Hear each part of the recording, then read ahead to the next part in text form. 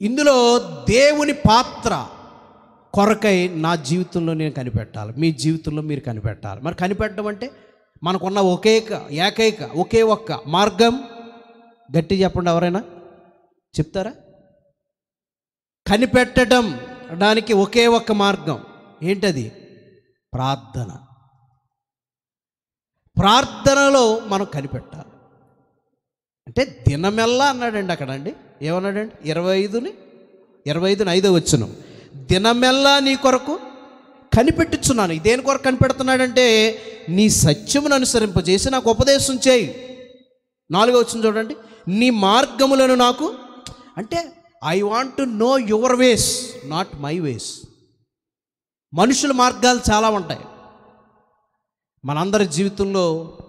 నువ్వు ఎలా చేయి జయం కలుగుద్ది, లేకపోతే అలా చేయి జయం కలుగుద్ది అని అనేక రకాలుగా మాటలు మన చెవిలో పడతాయి. కానీ నేనేమంటున్నానంటే నీ మార్గములు నాకు తెలియచేయి. దేవునికి స్తోత్రం చెప్పండి ఒకసారి. అమ్మ అందరూ వినండి ఒకసారి. గాడ్స్ వే, దేవుని మార్గం నాకు తెలియచేయి. నీ మార్గము నాకు తెలియచేయి. నేను రోజంతా ఏం చేస్తున్నాను? కనిపెడుతున్నాను. అది రోజంతా మనకి ఇంకో ధ్యాస, ఇంకో ఆలోచన లేకోకుండా ప్రభు అలాంటి మనస్సు ప్రభు మనకి దయచేయును గాక. రోజంతా కనిపెడుతున్నాం దేవుని మార్గం కొరకు. దినమంతయు నేను నీ కొరకు దినమెల్లా కనిపెట్టుచున్నాను. కనిపెట్టాలి. నేనేమంటున్నానంటే, దేవా నీ మార్గములను నాకు తెలియపరచుము. నా ఎదుట చాలా మార్గాలు ఉన్నాయి, దినమెల్లా నేను కనిపెడుతున్నాను, నాకు సహాయం చేయండి అని ప్రార్థనలో దేవుణ్ణి మనము ఆయన మార్గాల కొరకై అడిగేవారుగా ఉండాలి ప్రియులారా. అంటే నేను దీనికి ఏం పేరు పెడుతున్నానంటే, first of all prayer life. చెప్పండి అందరూ ఒకసారి, ఏంటది? జయ జీవితానికి మొదటి మెట్టు ప్రార్థన. ఈ వారం రోజుల్లో ఆదివారం నుంచి మొన్న పరు సోమవారం ఆదివారం వేసుకోండి, ఆ ఆదివారం నుంచి నిన్న శనివారం వరకు నేను రోజు ప్రార్థన చేశాను. రోజు ప్రార్థన చేశాను అన్నాను. ఎంత సమయం అనలేదు. నేను రోజు ప్రార్థన చేశాను అన్నవాళ్ళు కుడిచే పైకి ఎత్తండి. అంటే అసలు మన చర్చిలో ఎంతమంది ప్రార్థన చేస్తున్నారు? కొద్ది పైకి ఎత్తితే నాకు కూడా కొంచెం బాగా కనపడుతుంది కదా. ప్రార్థన చేసిన వాళ్ళు భయపడతాం ఎందుకు? కొంచెం పైకి ఎత్తండి, చేయి పైకి. అంటే 190 మంది ప్రార్థన చేశారు. దేవునికి స్తోత్రం. 190 మంది ప్రార్థన చేశారు. మరి మిగతా వారు ఎందుకు ప్రార్థన చేయలేదు? ప్రశ్నించుకోండి.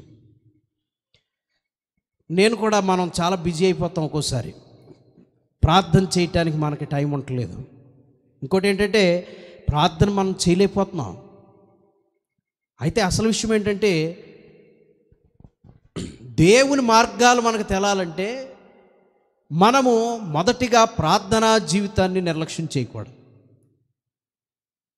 ప్రార్థనా పరులకు అపజయం అనేది లేదు.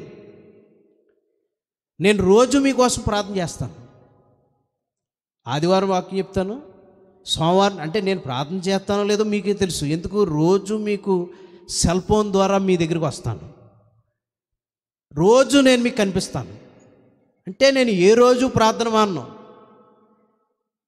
ప్రతిరోజు వాక్యం చెప్తాను, ప్రతిరోజు ప్రార్థన చేస్తాను. సెల్ ఫోన్లే కాదు, వ్యక్తిగతంగా కూడా పిల్లరా ప్రార్థన చేయటానికి ఎక్కువ శాతం ప్రయత్నం చేస్తాం.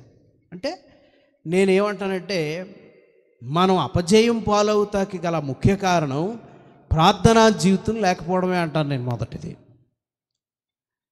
దేవుని మార్గాలు మనకు తెలాలంటే మనము ప్రార్థనను అలవాటుగా చేసుకోవాలి. ప్రార్థన చేద్దాం. ప్రేమగల తండ్రి, ఈ ఉదయకాలం నీ వద్దకు వచ్చేవాడు విశ్వాసం కలిగి అడగమని చెప్పావు కనుక నాయన మమ్మల్ని జ్ఞాపకం చేసుకోండి. ఉదయకాలం మాకున్న ప్రతి పరిస్థితి మీకు తెలుసు, మేము మీతో చెప్పుకుంటున్నాం, మాకు సహాయం చేయండి. చెప్పే మనసు ఇవ్వండి. ముందు అవిశ్వాసాన్ని తొలగించండి. విశ్వాసం కలిగిన వారిగా మమ్మల్ని జీవింపచేయండి. మమ్మల్ని మీ ఆత్మతో నింపండి. ఈ దినం చేసే ప్రతి పనులు తోడే ఉండండి. మా దేశ నాయకులు, రాష్ట్రం, ప్రభుత్వం పాడిని పంటను దీవించి బలహీనందరినీ బాగు చేసి వ్యాధులు స్వస్థపరచండి. మేము మా జీవితం మారుస్తాను. మీకు ఇవ్వడానికి వాక్యం, ప్రార్థన, పరిశుద్ధ, ప్రేమ కలిగి జీవించే గొప్ప భాగ్యం తెచ్చి ఈ దినం చేసే ప్రతి పనులు తోడి ఉండవాలి. యేసు నామములో ఈ ప్రార్థన అడుగుతున్నాం తండ్రి, ఆమేన్. ఇప్పుడు మన తండ్రి అయిన దేవుని కృపయు, కుమారుడైన క్రీస్తు ప్రభు వారి ప్రేమ, పరిశుద్ధాత్మ దేవుని యొక్క సహవాసం సన్నిధి చేరిన మనకు, మన కుటుంబాలకి ఆ గొప్ప దేవుని కృప సదా తోడే నడిపించును గాక. ఆమేన్, ఆమేన్. అందరికి వందనాలండి. తిరిగి మళ్ళీ కలుద్దాం. అంతగా గొప్ప దేవుని కృప మనందరికీ తోడే నడిపించును గాక. వందనాలు. అందరికి వందనాలు.